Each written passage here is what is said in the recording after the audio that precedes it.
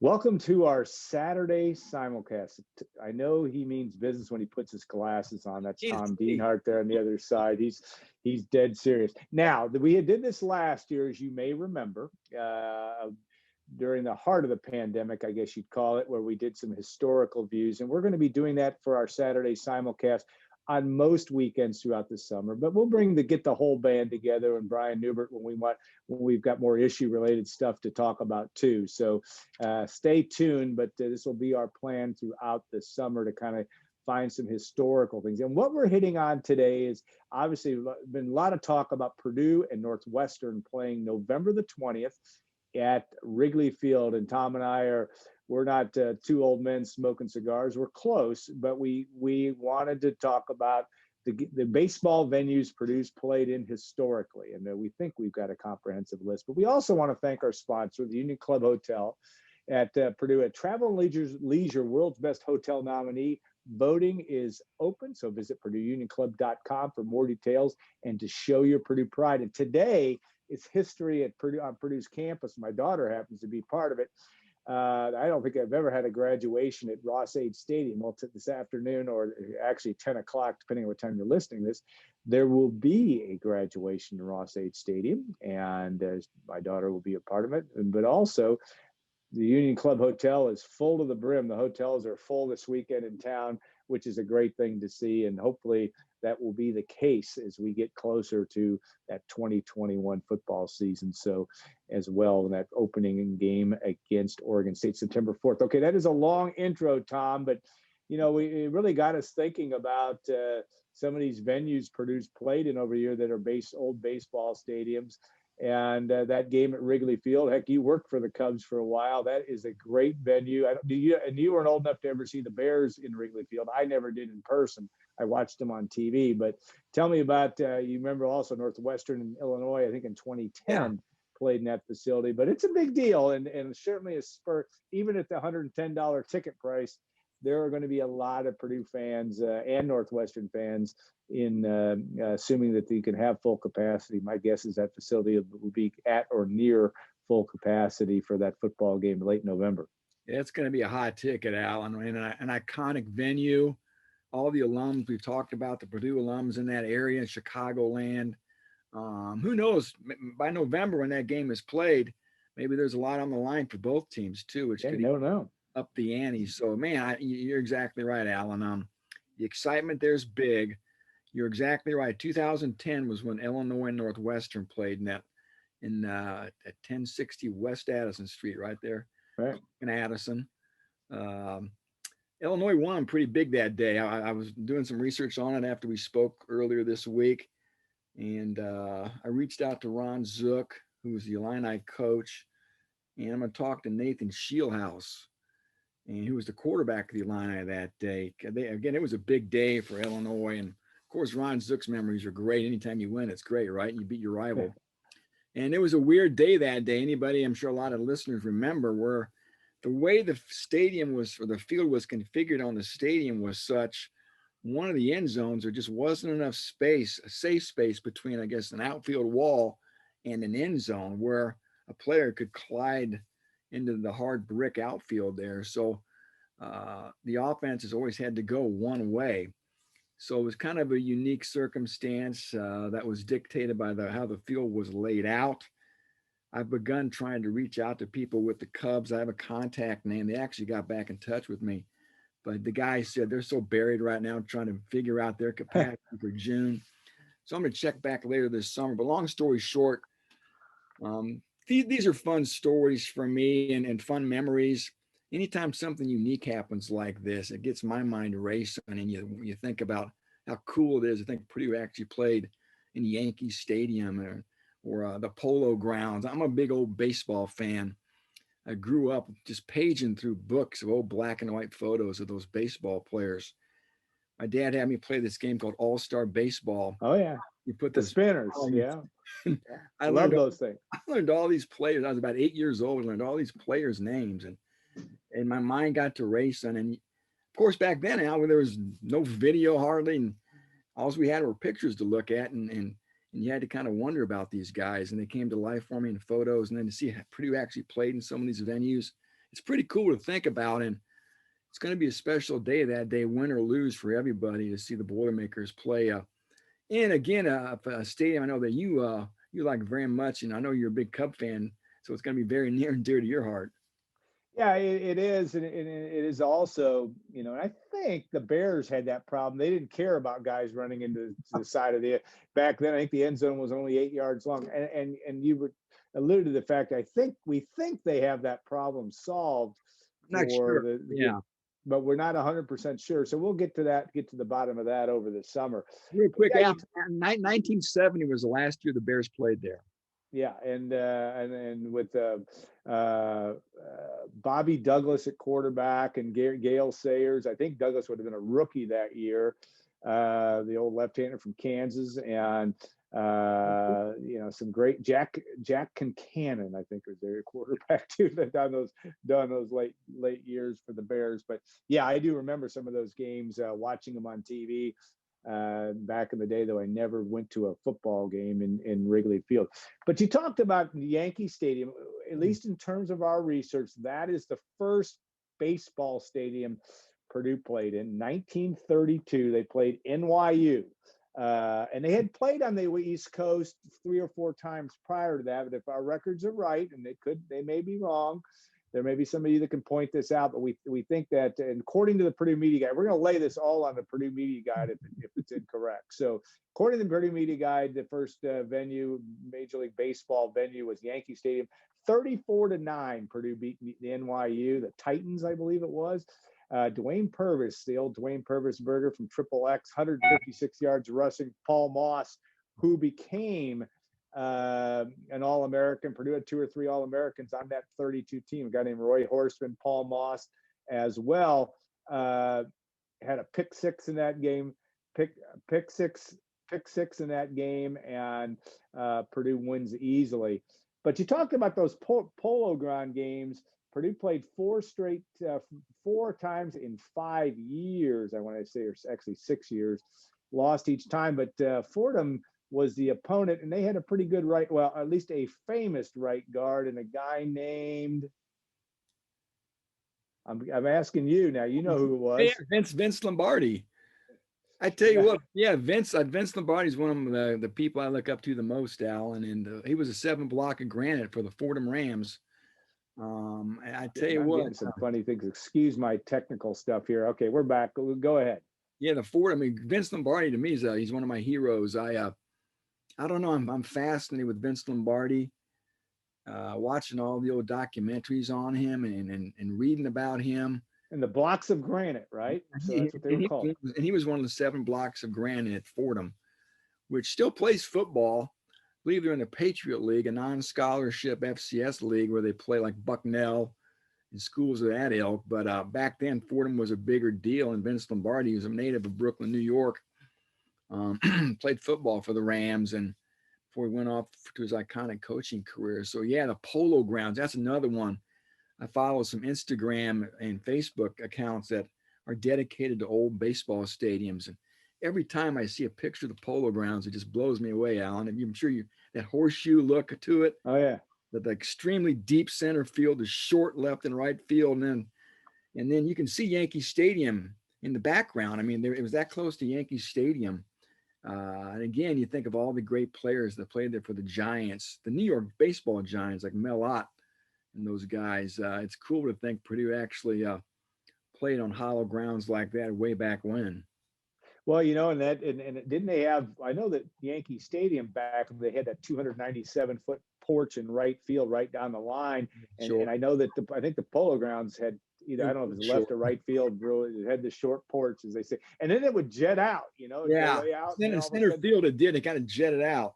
It was really weird. Like in Yankee Stadium, they had. I always was intrigued about Yankee Stadium was the fact that they had monuments out there in the field of play. They did, but it was like 480 feet back. That really bothered me as a kid. And I think they later years they enclosed and put the monuments inside the fence. But just crazy stuff. Purdue played Fordham 4 times. Like I said, they lost him, and Fordham was ranked 3rd, 5th, 17th, and third or number 3.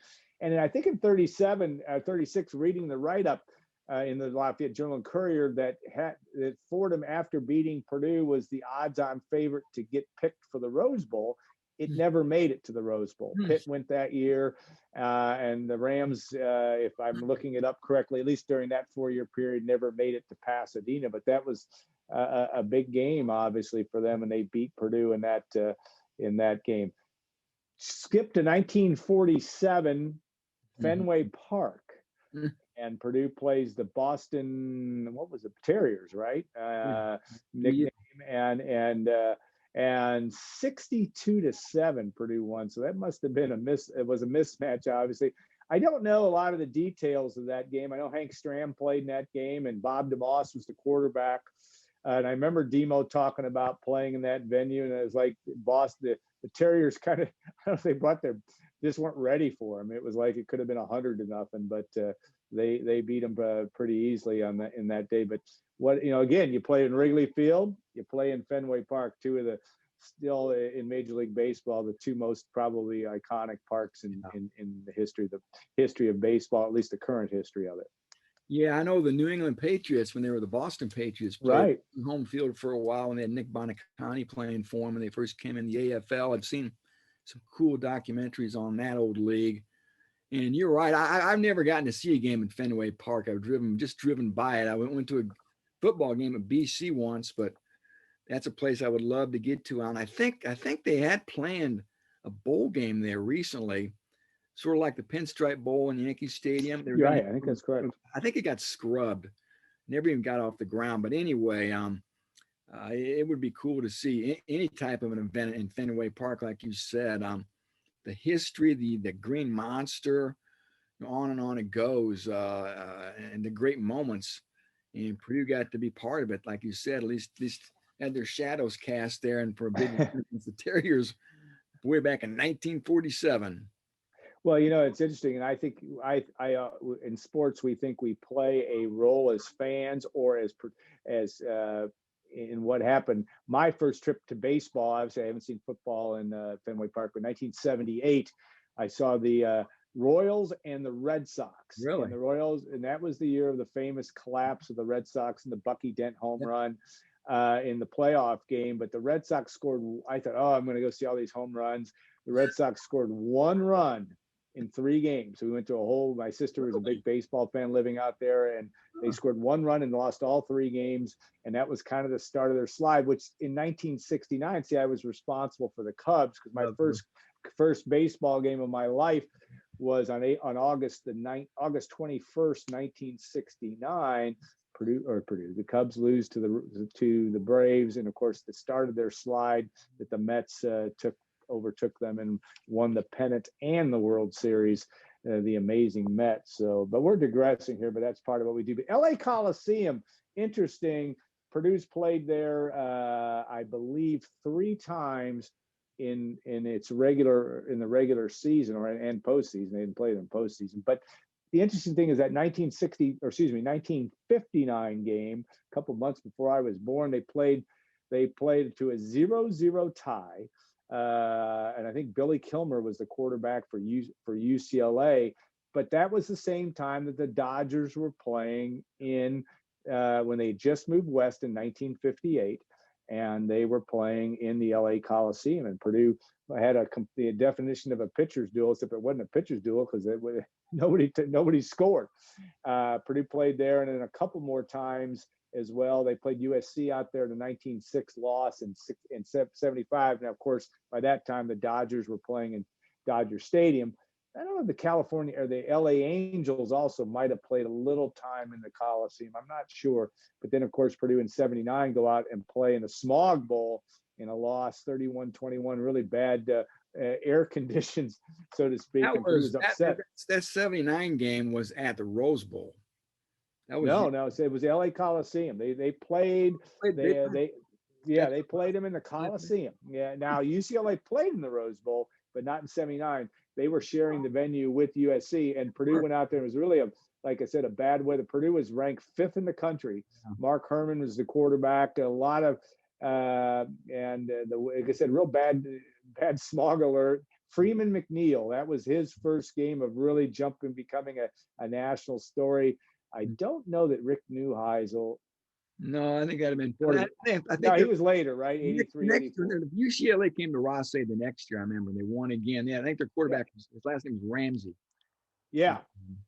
Tom Ramsey, who played in the Ramsey. NFL. Right. I think that's right. But Purdue went out and got beat both times out there.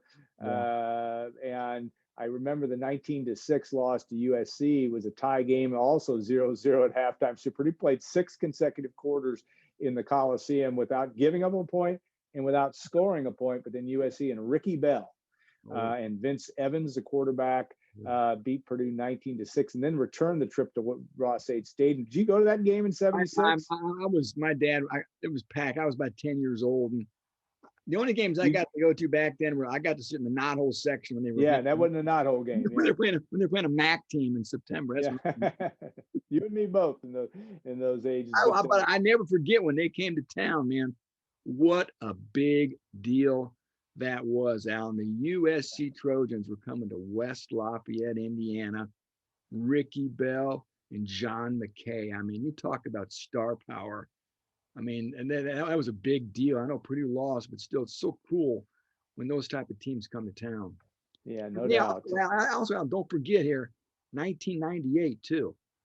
The Carson Palmer, Drew Brees pigskin. Yeah, you know what? Again, not seeing the forest for the trees. That's right. Purdue played, you were at that game too, right? Yeah, 100 degrees. It was the hottest.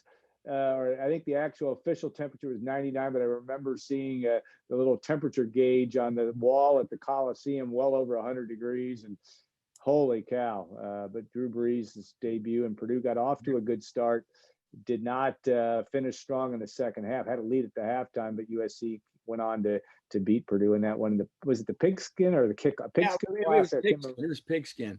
Yeah, and that was a fast fact for you. 1959. The Dodgers actually played in the World Series that year. Yeah. They played the Chicago White Sox, the Go-Go White Sox. So Purdue actually played in a venue that would go on to host, was probably getting ready to host the World Series shortly after Purdue played there in September of '59.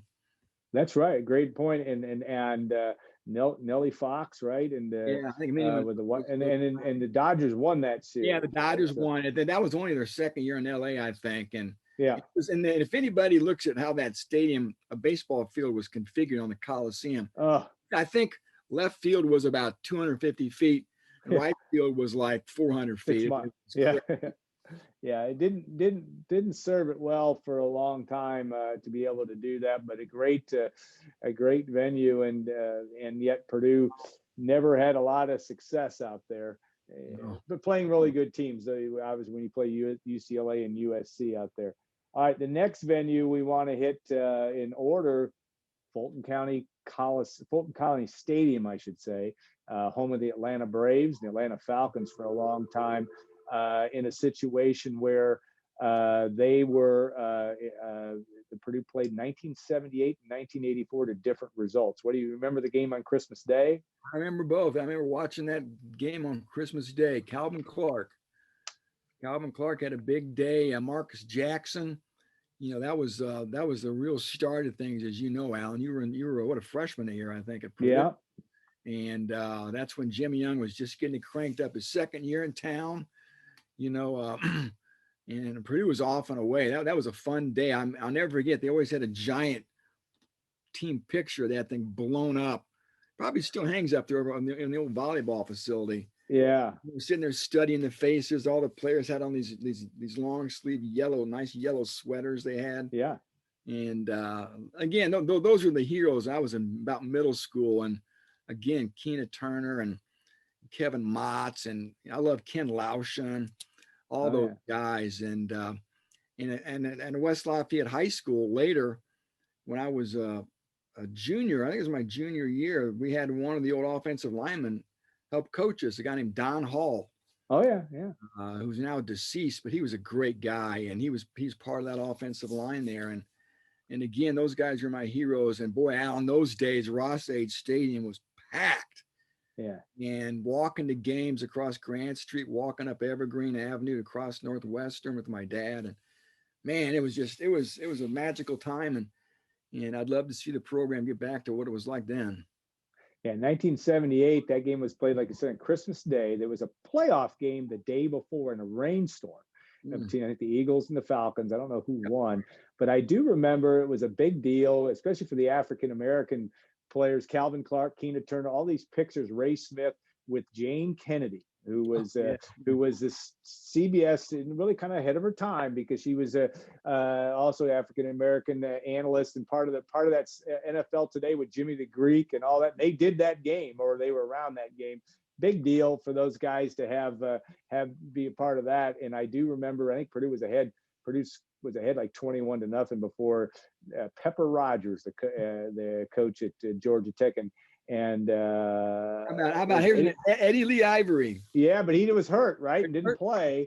And Eddie Lee Ivory was their running back, and Purdue just jumped all over him, and it was 41-7 before anything really happened.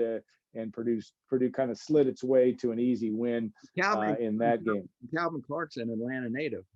Yep, big deal for him to play there. And I remember I had a fraternity brother named Matt Bunchek, and he was a walk-on, and they won by so much that Matt got into that game. I remember that too, as a defensive lineman. That was a big deal for us as well, and to be able to watch him play. Then Purdue went back there in '84. Leon Burtnett's one bowl season, and Jim Everett, the only team I think in Purdue history still to beat Notre Dame, Ohio State, and Michigan in the same year. They go down and play Virginia, lead at halftime, 24-14, but lose to Don Makowski, the Magic Man or whatever, and Virginia in that game. You remember, what was your memories of that? I remember that game New Year's Eve, very warm New Year's Eve in Atlanta.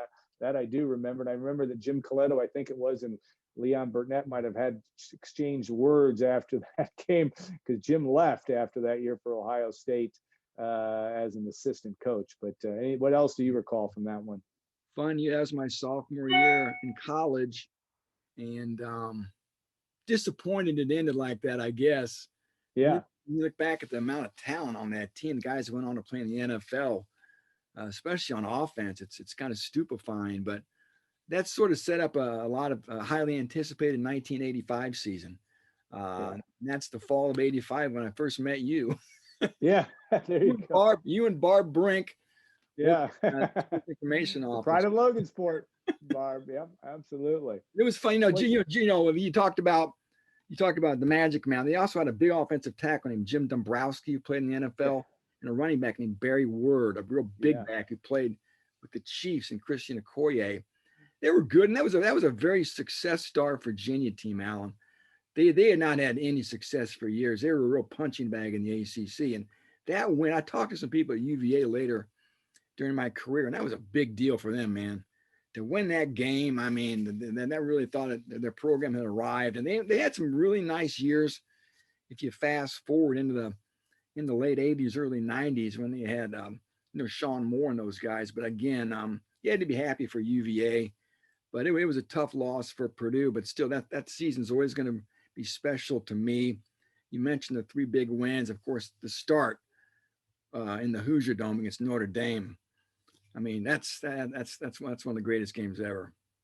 Yeah, Purdue's win over the 23-21 win over the Fighting Irish in the dedication game, which really was a home game for Notre Dame. Purdue didn't have very many of the fans. There was all those Notre Dame fans that got bussed down to from South Bend to West Lafayette. Notre Dame students, I should say. That Notre Dame has fans everywhere. Well, we kind of jumped over the other venue that played Major League Baseball. And Purdue played in it when the Houston Astros were playing the Houston Astrodome, 1979. Purdue's the last game of the 1970s, New Year's Eve, the Bluebonnet Bowl. Purdue gets up to a big lead, has to hang on for dear life. Actually, has a game-winning drive to win that game over Tennessee. And I know that Willie Galt was playing for Tennessee. You can get that game on YouTube, and I went and watch that. And I'm still amazed at how good a receiver. I know it's not an obligatory Bart Burrow mention, and my gosh, did he make catches in that game. And of course, Dave Young gets the game winner down the stretch. But Purdue's lone 10-win season came from that victory on New Year's Eve in the Houston Astrodome, and it was all the love you blue at that time. I remember I did go to that game. I was a basketball manager. We drove all night after Purdue played Tulsa. Drove all night from Mackey Arena down to Houston. I don't think my mom's still, rest her soul, not happy with me on that one, but we made it down there. Got a traffic ticket, I remember that, and going just a little too fast. But it was a lot of fun in the whole city of Houston. It was big when the kind of country in Houston was becoming big again, and Bum Phillips and all that, and all the cowboy boots and hats and people that Purdue fans bought. Purdue was right in its own environment there, and they got the win there in the last minute to beat Johnny Majors and Tennessee. But remember, did you watch that game on TV, or do you remember it? Yeah, we watched on television. Again, that was a great team, like you said, the only 10-win team in school history. Heck, Alan, I mean, how many better teams has Purdue had in its history? I mean, and the win total speaks for itself, but that doesn't always mean you're the best team. But this got to be one of the top 5 teams, I think, in school history, maybe. Again, certainly in the modern era, I don't think. In the modern era, and then to beat an SEC school, the SEC wasn't what it's become, but still, Purdue has not had a lot of success. Not many schools do when they go head to head with those SEC schools, and to beat a school like Tennessee, which has always had great tradition, going back to General Nealand and all the great players they had over the years, to knock them off was just another feather in the cap for Purdue and Jim Young, and set up a great 1980 season, Alan. Of course, that season next year started against Notre Dame, right, with the Mark Herman injury. He wasn't able to play. So, again, like a great memory, and it's kind of cool. You got to see a game in the Astrodome. That's a venue I never got a chance to step foot in. I've watched a lot of shows on it. The eighth wonder of the world. Yeah, it's a big deal. Still stands too, I guess. Still stands. My grandparents can't figure out what to do with it. My grandparents went there the first year it was open. They brought back this big souvenir program, and I've still got it. And the ushers back then even were dressed up like astronauts. Oh yeah. They took the space theme to the hilt, and just a real neat part of that space age era of the 1960s. Yeah, I got a chance to see baseball there, I think in 1971. Wow. St. Louis Cardinals. It was the only time I saw baseball. I thought it was just the coolest thing in the world. Mm-hmm. And it was at its time. Now, so I guess the answer to the trivia question is the last true baseball venue Purdue played in would be, but that's really, I guess I still, I keep changing my answer, because it really would be 2007 when Purdue played Minnesota. Would have been the last time they played in the Metrodome, because obviously the Twins played in that venue. So that would be the trivia question of the last time Purdue played in a baseball venue. The last non-Big Ten baseball venue. Yeah. And the last non-Big Ten baseball venue, I guess, would be Fulton County Stadium, right? In terms of that. So so that is a true statement, actually it's the LA Coliseum then, I guess, 1998. Yeah, that's right, because that was USC in that game. But as you can tell, this is a moving target, and I always worry when we do research that you miss. Like you said, you pointed out a couple things of can't see the forest for the trees. I'd forgotten about the Coliseum in '98, and then I forgot about playing in the Metrodome, obviously, where the Minnesota Twins won the World Series by playing in that facility as well. So that will be a great thing when Purdue gets an opportunity to play in November in Wrigley Field, and a truly iconic facility, and will be a fun afternoon. And you're right, the way things go, the way Northwestern's played, that there may be a lot on the line for that. You have to hope, if you're a Purdue fan, that there'll at least be a bowl bid in competition, because that'll be the second to last regular season game before Purdue takes on Indiana to close out the regular season. So, hey, real quick, Alan, before you sign off, tell Purdue fans too that the Boilermakers in Chicago have played obviously in Evanston. They're going to play in Wrigley Field, and they've never played in Comiskey Park, but they have played in Soldier Field. Talk about that real quick. Right, 1931. I against Northwestern in a game that was played for charity. Purdue beat the Wildcats 7-0 in a freezing cold day. And I don't know where did they, and I should again, University of Chicago. Where did they play? Where was their home field? I think they had a facility on campus. Yeah, they must have said. But back in the day, of course, Amos Alonzo Stagg there. But Dave Revson would be a good guy to get on this because he wrote a really good book about the college football in the Big Ten football, really from the 1890s up through maybe the 1920s. Some really interesting parallels to what is going on. No name, image, and likeness then, but a lot of worried about injuries and ringers and betting and all kinds of scandal going on. There's nothing new under the sun, as we've learned living long enough, you find that out. So, all right, we're going to continue this. We'll continue this look down history, and we'll come up with some other topics over the summer. We appreciate all of you that took the time to listen and watch today.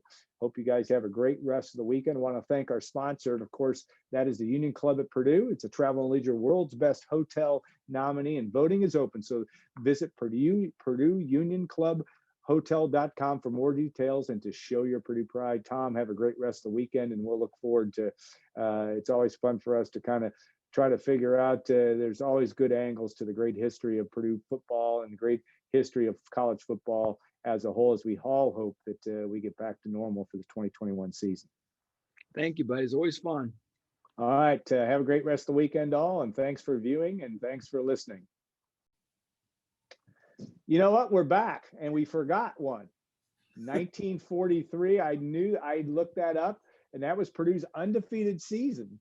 9-0. Alex Agassi and company, and all the ringers that came from the in World War II. But where did Purdue play?